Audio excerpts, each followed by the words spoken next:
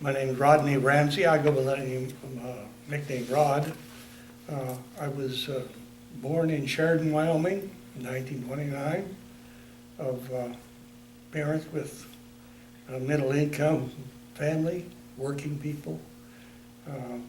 Went to high school and graduated from Sheridan High School in '47, and I went on to college at the University of Wyoming in Laramie, studying petroleum geology, and Wow. graduated there with a commission in the Army, because I did take senior ROTC at the university. Infantry, So what year did you graduate? 1951. 1951 you graduated, and you were commissioned in what year? Same year. Same year? June of '51, yeah, my graduation.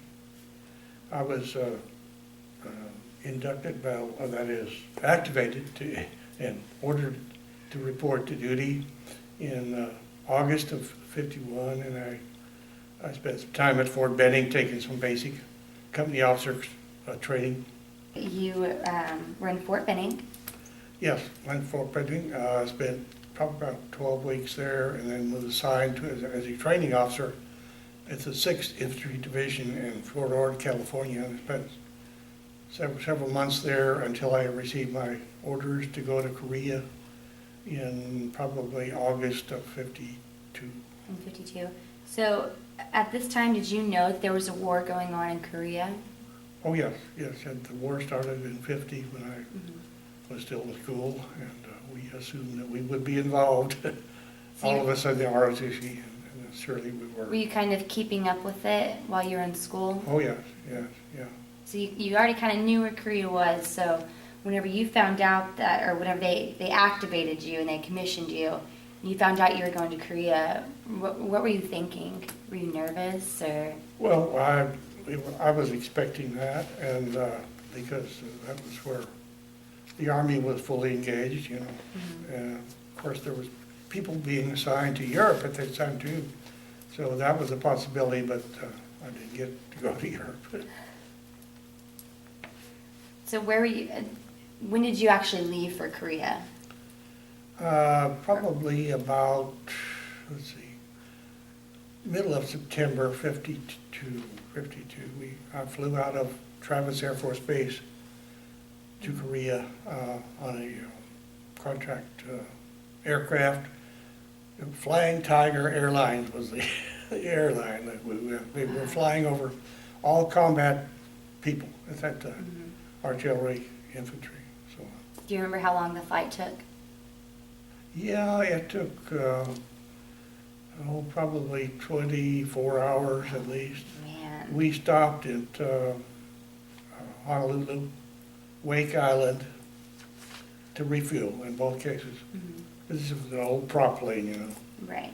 And then we flew on from Wake to Tokyo. So you stopped in Tokyo, and then they flew you to Korea? No, I spent some time in Japan,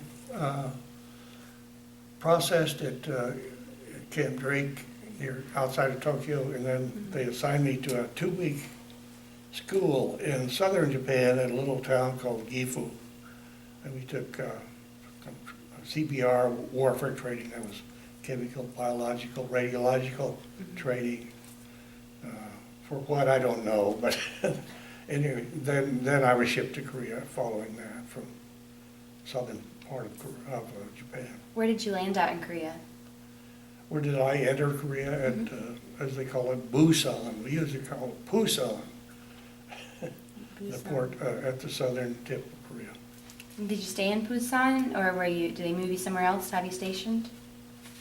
Did I what? Did they move you somewhere else to be Oh, yeah, stationed? yeah. We were in Pusan probably a day, and then immediately put on a train to go to the front. And a train took about a day and a half to get northern central Korea. Very slow train, and we got assigned to. I joined the 7th Division at their rear division headquarters at a town called Chuncheon.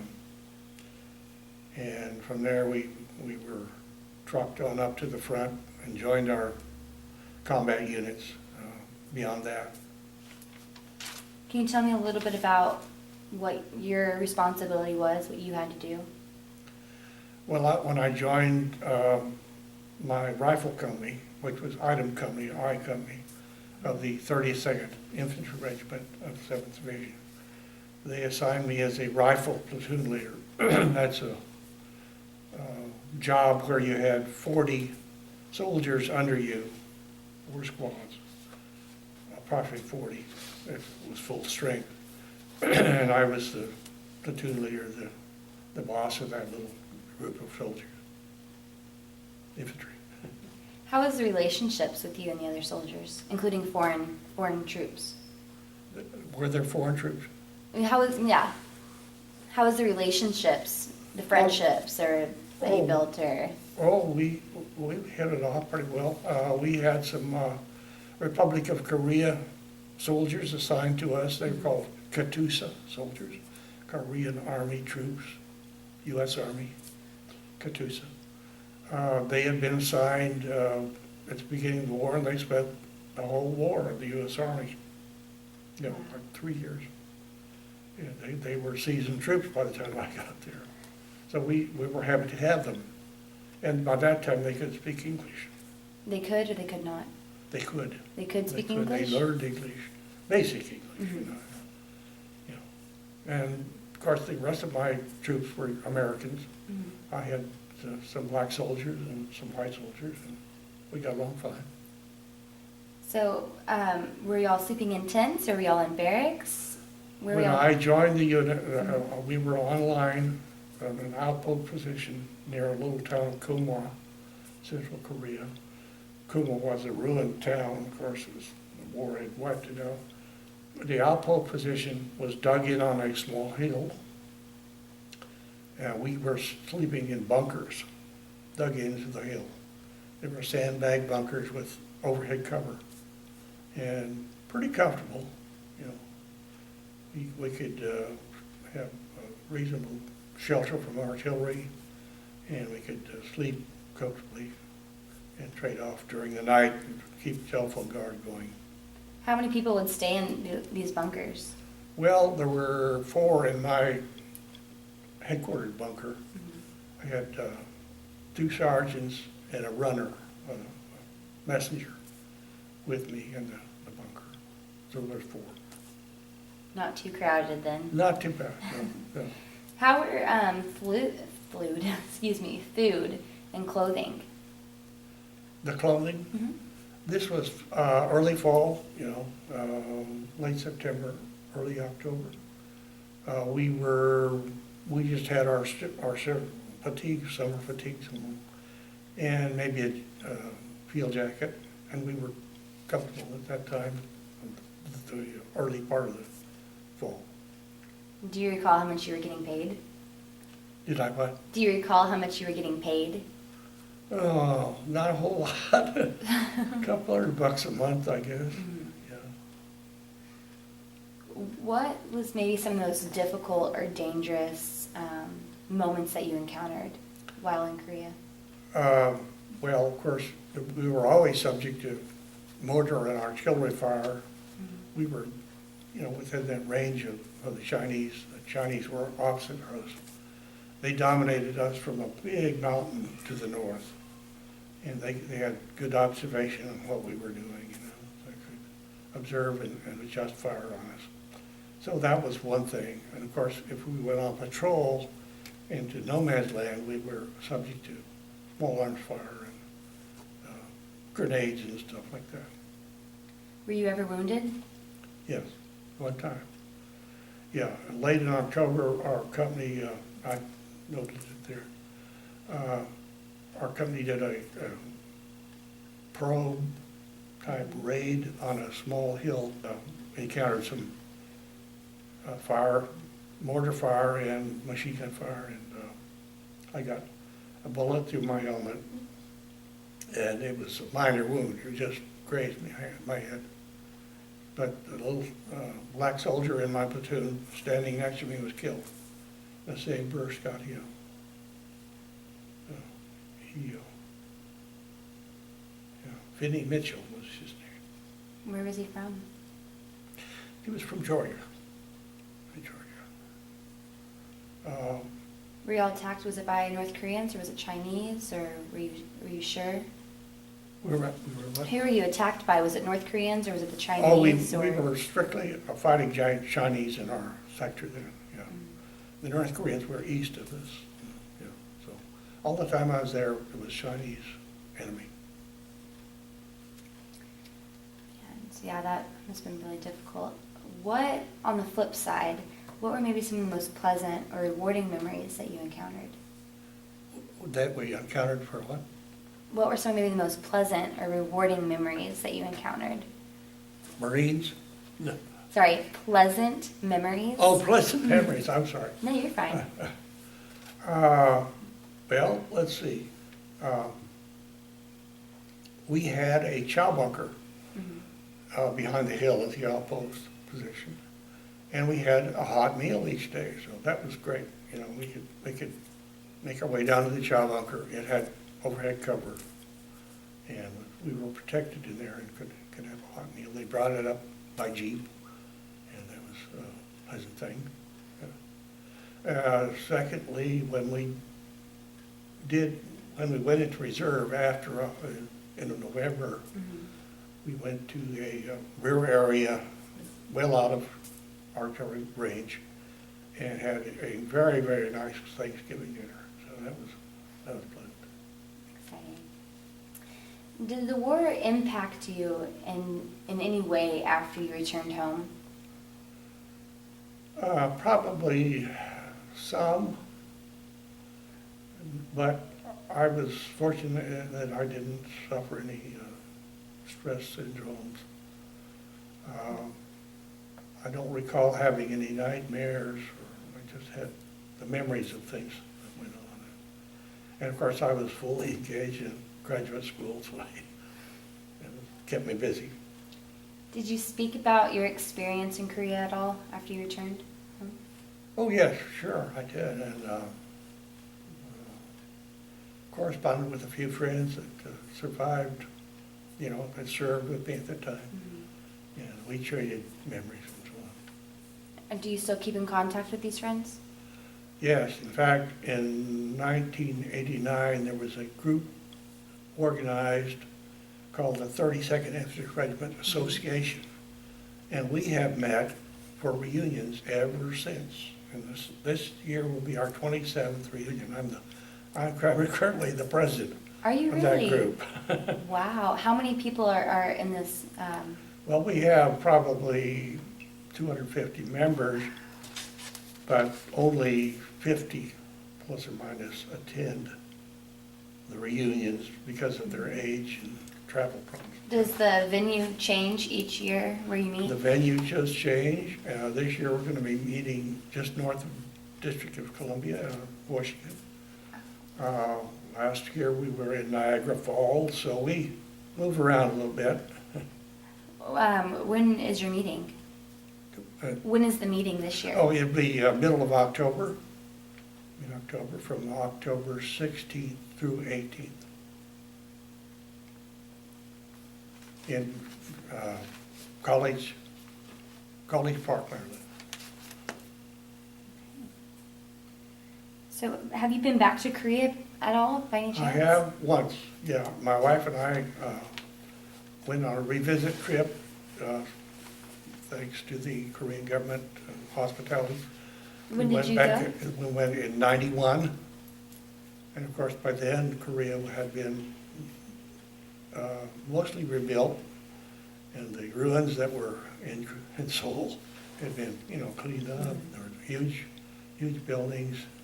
The economy was booming. People were happy and well dressed in a free country. Were you shocked to see the development of Korea from when you were previously there? Yes, it was awe-inspiring. I took a picture when I was in Korea. I went back to Seoul for an interview in the 8th Army, and I took a picture of one of the major streets with the old city gate, which was part of the walled city, and there was one Jeep on the road and an ox cart. And today, it would be bumper to bumper traffic, new cars. Yeah. I was amazed when I visited. Yeah. So what do you think the legacy is for the Korean War and the Korean War veterans? What legacy do you think they carry? Well, I think we really did our job. We stopped the invasion, turned it back. We didn't completely defeat the communists, but we allowed South Koreans to become a free and prosperous nation. I think that's our legacy. Because you're in the infantry, what is your opinion on the fact that the Korean War was called a police action? You being on the front line, what? It was a war, W-A-R, war. Yeah, that was sort of a misnomer, I think, a politically correct term at the time. The president, Mr. Truman, used that word, but he would admit, I'm sure, that it was war. So, why do you think the Korean War got the title the Forgotten War? Oh, after the war, people, it was before Vietnam when television showed every night the war and the death and destruction. We had death and destruction, but it was not shown in homes every night. And so people were kind of not aware of it completely. They followed it somewhat. And then when it was over, they forgot about it, and my companions and I came home, and then you would meet somebody on the street, and they'd say, "Oh, have you been away? Where were you? We missed you." They didn't even know that you were at war. Yeah. So that happened, and we didn't have a big parade or anything, returning vets, and welcome home and all stuff. Although that happened later. We had some later years where they would try to correct that little omission. So technically, we're still in a ceasefire. We're still in a war. When the armistice was signed, it was just a ceasefire. Yeah. What do you think we need to do to put a closure on the war officially and to end hostility? Oh, we'd have to see, North Korea sign a definite, not ceasefire, but peace plan, and agree to, abide by it. That would be the true closure. Because it's still an armed border with troops on both sides ready to go. Do you think a peace treaty would be possible? I don't know, not with the current North Korean policy and government.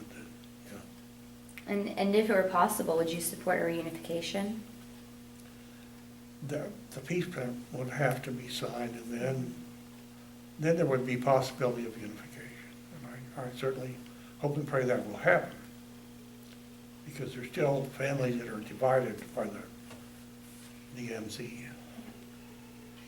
Do you think it's important for younger generations to know the sacrifices and the contributions made during the Korean War? I think so, yeah, I think they should. But they should be aware of all wars where people are, in our armed services, made sacrifices and were injured and were killed. They should know about that and respect it and be grateful for what those sacrifices brought for them. Do you have any messages that you would want to share with them in terms of what you just said? I would hope that our academic system, our schools, would be more attuned to those sacrifices, that they would instill in the young people gratitude for sacrifices made, and to be aware of the history of the wars that we fought, the good wars, the just wars. And do you think it's important, like what we're doing here with the Korean War Veterans Digital Memorial and interviewing veterans, do you think it's important and necessary? A memorial? The interviews that we're doing here, conducting Oh, the interviews, do you think it's the important inter- and necessary? The interviews, I think are, yes, I think they're important. Yeah, I think they're significant and will be studied probably by historians, Mhm. I hope. If there's anything else you'd like to share, No, thanks for what you're doing. we appreciate it. We really appreciate you coming in.